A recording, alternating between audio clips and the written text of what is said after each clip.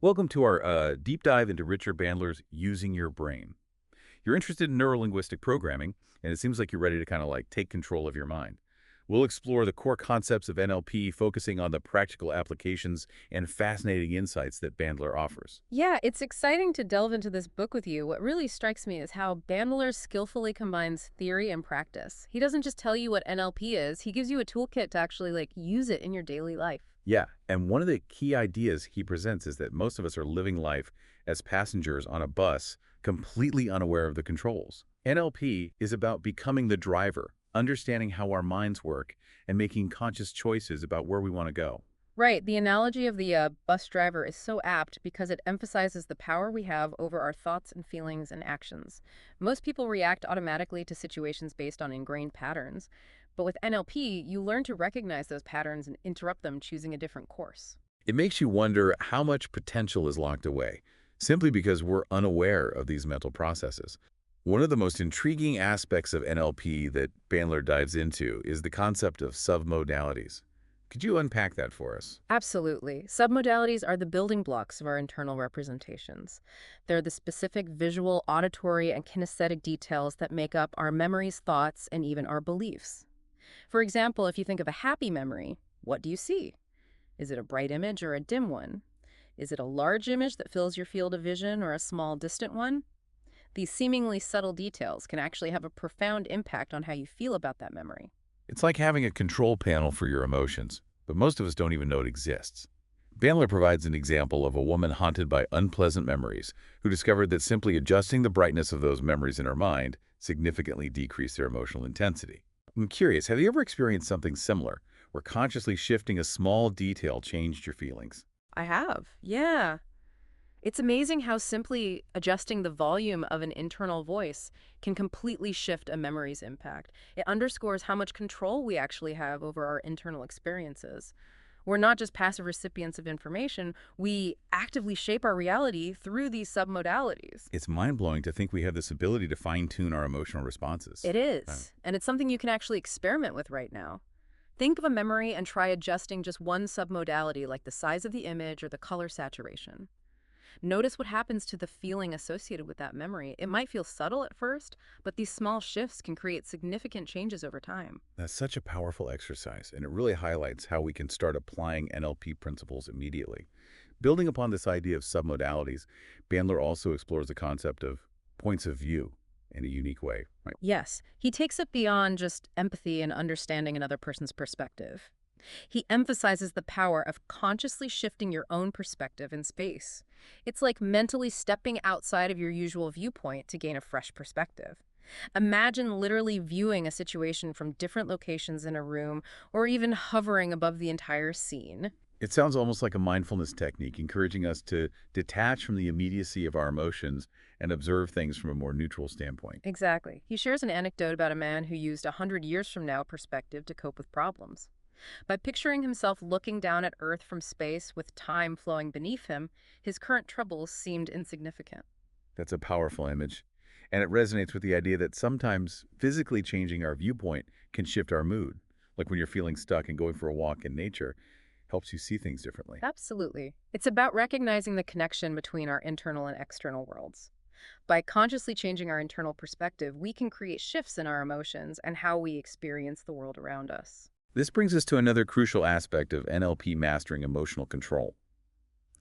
Bandler delves into the states of association and dissociation, which seem to play a key role in regulating our responses. Could you explain the difference between these states? Think of association as being fully immersed in an experience, feeling all the sensations and emotions as if you are right there. In contrast, dissociation is like taking a step back and observing the experience from a distance, almost as if you were watching a movie. So it's similar to that bus analogy again. Association is being the driver fully engaged, while dissociation is like choosing to sit in the back and just observe the scenery. Precisely. Bandler argues that the key is not to get stuck in either state, but to learn how to consciously shift between them depending on the situation.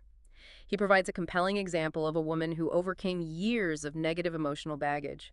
By dissociating from unpleasant memories, she was able to diminish their power over her. It seems like dissociation can be a powerful tool for those struggling with difficult memories or experiences, allowing them to gain some distance and perspective. Yeah, it can be incredibly liberating. And then by associating with positive memories, she was able to cultivate more joyful feelings and reshape her overall emotional landscape. It's a reminder that we're not at the mercy of our past experiences. We can choose how we relate to them and what we allow to influence our present. It emphasizes that even though our minds are incredibly complex, we do have agency and can learn to navigate those complexities. Absolutely. And this idea of agency extends even to the subtle nuances of our internal world, like our internal dialogue. Oh yes, that internal voice we all have chattering away in our heads. Yeah. What does Bandler have to say about that? Well, he emphasizes that the tone, speed, and content of our internal dialogue can significantly influence our motivation and even our physical state. He describes a case where a man was suffering from insomnia because his internal voice constantly spoke in an excited, high-pitched tone, keeping him awake. It's like having a hyperactive commentator in your head preventing you from relaxing. Yeah. So how did he overcome this? By learning to change the tone of his internal voice to a calm and sleepy one, he was finally able to get some rest. It highlights the profound connection between our minds and bodies, and how even something as subtle as the quality of our internal voice can affect our physiology. That's incredible. So not only can we influence our emotional responses, but we can also impact our physical state by consciously changing our internal dialogue. Precisely. It's about recognizing the incredible power our minds hold and learning to harness that power for positive change. And the best part is it's something anyone can start experimenting with right now. Exactly. Simply paying attention to your internal dialogue, the way you speak to yourself, can be incredibly revealing. Try playing around with the tone and see how it affects your mood. Maybe even try changing the content. Instead of a constant stream of criticisms, introduce some positive affirmations. That's a great suggestion. And as you become more aware of your internal dialogue, you'll be amazed at the subtle ways it's shaping your experiences. Now, Bandler also offers a unique perspective on confusion. He doesn't see it as a lack of knowledge, but as a specific internal process we can understand and even change. What's his take on this? He dives into the submodality structure of confusion, describing it as often involving limited representations, small, silent, still images that don't provide enough information for us to make sense of things. It's like trying to put together a puzzle with only a few pieces. You have some information, but it's not enough to create a clear picture. Exactly. And he provides a compelling example of a man named Bill who was struggling to grasp a particular concept. By changing his mental representation from a small static image to a large, detailed movie with a narrative soundtrack, Bill's confusion completely transformed into understanding. So it wasn't about acquiring more information, it was about reorganizing the information he already had in a way that made sense. Exactly. And it's a reminder that the way we represent information internally can profoundly affect our ability to comprehend it. This is making me want to try it out. Imagine you're confused about something, anything at all. Now pay attention to how you're representing that confusion internally. Is it a small blurry image? Is it silent? Or is there a soundtrack? Now imagine transforming that representation into a large, vivid movie full of color and sound with a clear narration explaining everything. Does that shift your understanding at all? It's a powerful technique that can be applied to any area of life where you feel stuck or confused. And it emphasizes that confusion isn't a sign of weakness. It simply means our internal representations aren't quite aligned with what we're trying to understand. So instead of getting frustrated with ourselves when we're confused, we can see it as an opportunity to refine our internal processes and create greater clarity. It's empowering to realize we have that much control. It truly is. And this understanding of how our internal representations shape our experiences leads us to another key theme in Bandler's work, the power of belief. We all know the saying, seeing is believing. But Bandler seems to turn that around with NLP suggesting that believing is seeing. Can you elaborate on that? He dives into how our beliefs can either limit or empower us. And NLP provides a powerful method for changing beliefs that are no longer serving us. And he introduces a specific technique called the belief change pattern. What makes this pattern unique compared to other methods of belief change? Well, it goes beyond simply trying to replace one belief with another.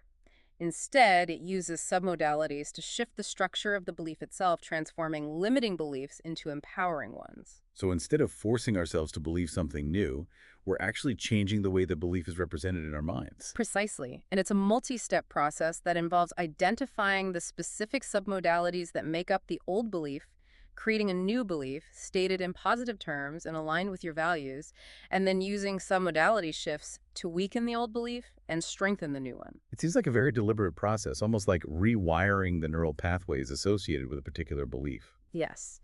And a crucial aspect of this process is what Bandler calls ecology checks. It's about ensuring that the new belief is going to be beneficial and supportive not just for you, but for the people around you as well. So it's not just about changing a belief for the sake of change.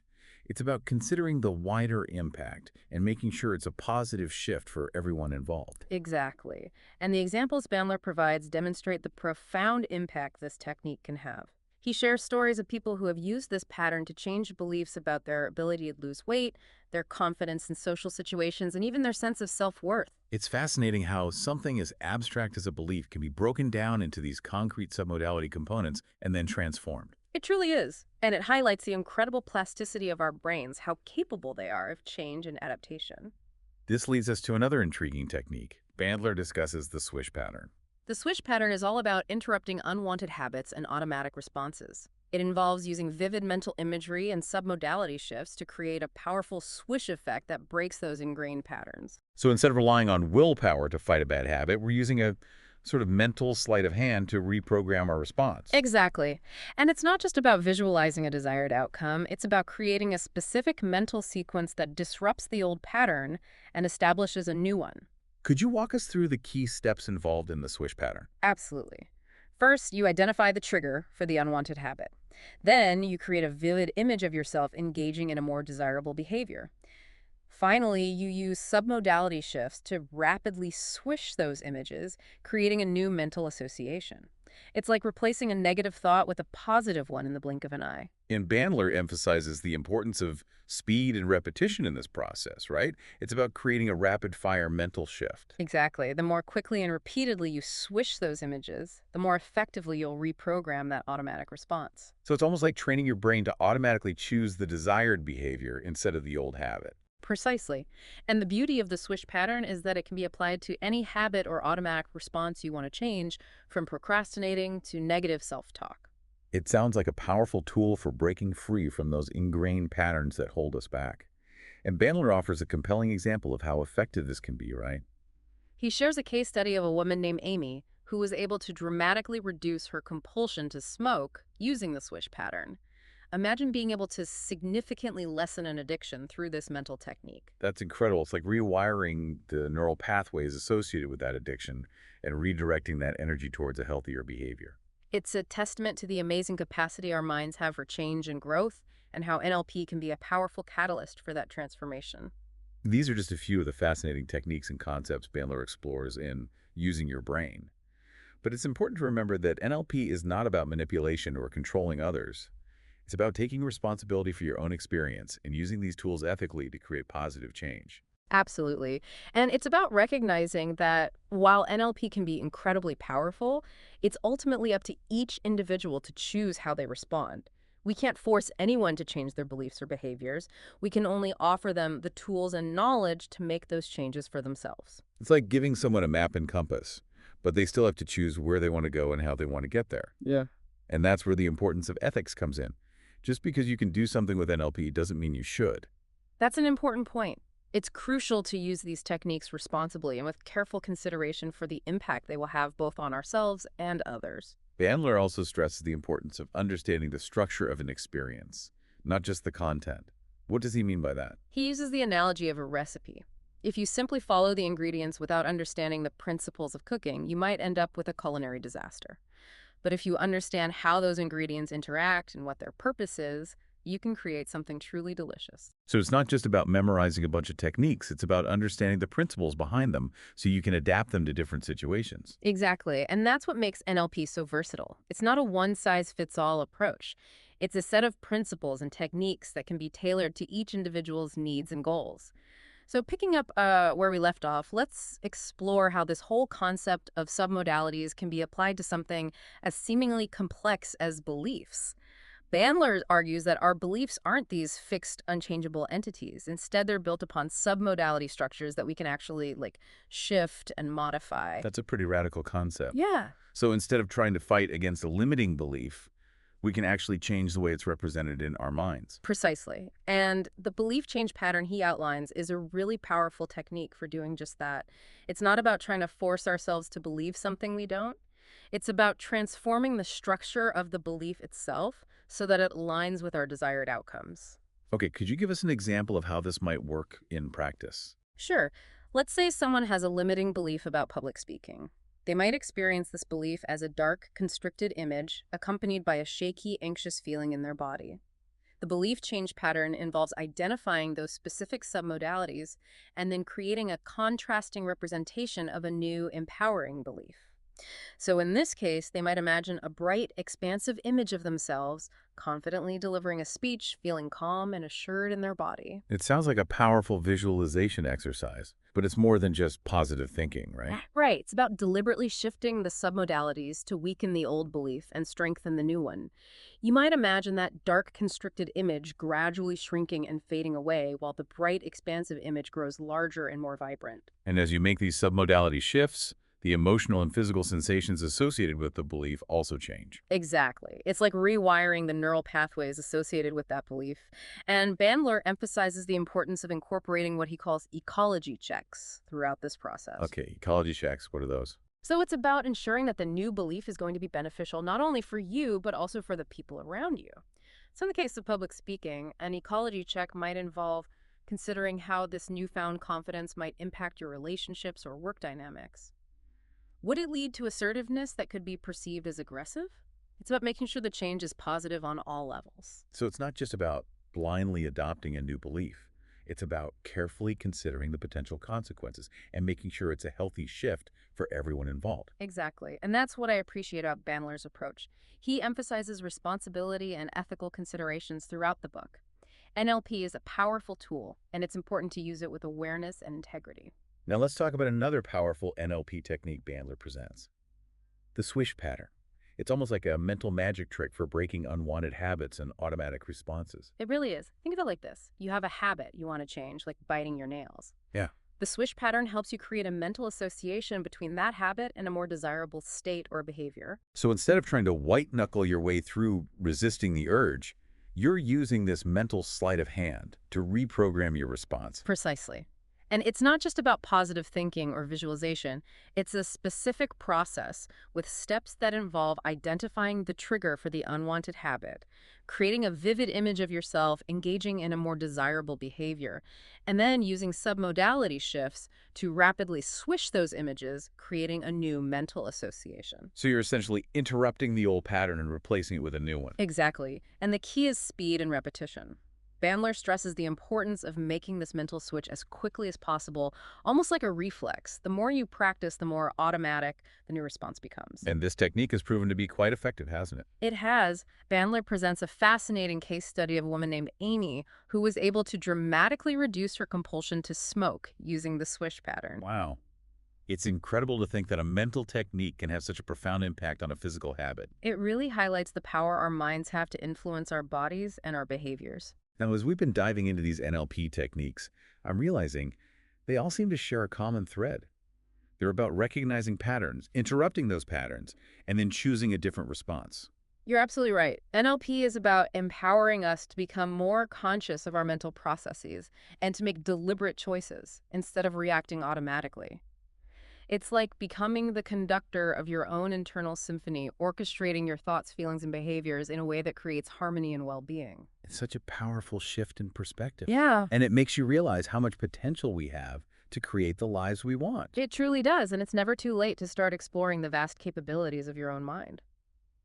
Now, before we move on to the final part of our deep dive, I want to touch on something that's been on my mind. While these NLP techniques are incredibly fascinating and potentially life-changing, I think it's important to acknowledge that they're not a quick fix or a magic bullet. I completely agree. It takes time and practice to master these techniques and to integrate them into your life in a way that creates lasting change. And it's important to remember that even with the most powerful tools, there will still be challenges and setbacks along the way.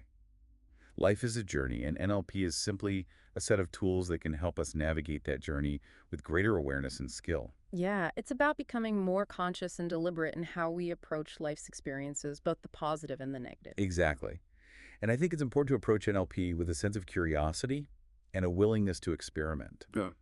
Not every technique will resonate with everyone, and what works for one person might not work for another. That's true.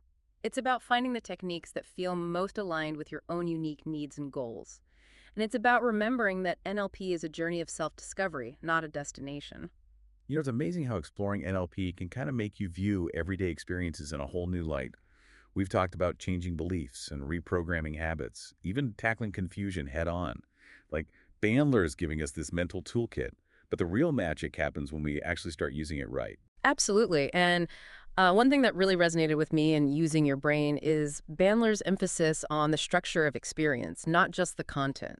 Yeah. He compares it to understanding a recipe, like, knowing how the ingredients interact is what lets you create something delicious. So it's not just about blindly applying techniques, it's about grasping the underlying principles like those submodalities we keep coming back to. Exactly. Imagine you want to change your belief about being shy. You could try affirmations, but NLP would have you explore the how of that shyness. What's the mental image, the internal voice tone? By tweaking those, you're working at a much deeper level. Yeah, it reminds me of that saying, give a man a fish, feed him for a day. Teach a man to fish. Well, Bandler is teaching us to fish in our own minds. I love that analogy. Yeah. And it ties into the ethical aspect, too. NLP isn't about manipulating others. It's about self-empowerment. You're giving someone the tools, but their journey is their own. Right. And this responsibility Bandler keeps highlighting, it makes NLP feel less like a self-help fad and more like, I don't know, a philosophy almost. I see what you mean. It's not just about achieving specific outcomes. It's about a shift in how we relate to our own minds. It's about becoming more conscious, more deliberate in our choices. Which brings us back to that thought-provoking quote you mentioned earlier. The most beneficial experiences in your life weren't always enjoyable at the time. It really makes you pause and reflect, doesn't it? We often label experiences as good or bad based on immediate feelings. But NLP encourages us to look beyond that, to see the potential for growth even in challenges. So those moments we might consider failures or setbacks, they could be the very thing shaping us for the better, even if we don't realize it in the moment. Exactly. It's like that quote from Nietzsche, that which does not kill us makes us stronger. Bandler's just giving us a more nuanced and perhaps more hopeful way of understanding that idea. So as we wrap up this deep dive into using your brain, what's the one takeaway you'd want our listener to walk away with?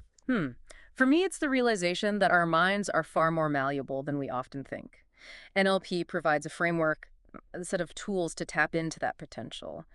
But the real journey begins when we start applying those tools to our own lives with responsibility and a sense of wonder. Beautifully said. And remember, listener, this is just the beginning of your exploration. We've only scratched the surface of what NLP has to offer. Keep experimenting, keep learning, and most importantly, keep an open mind as you continue to unlock the amazing capabilities of your brain.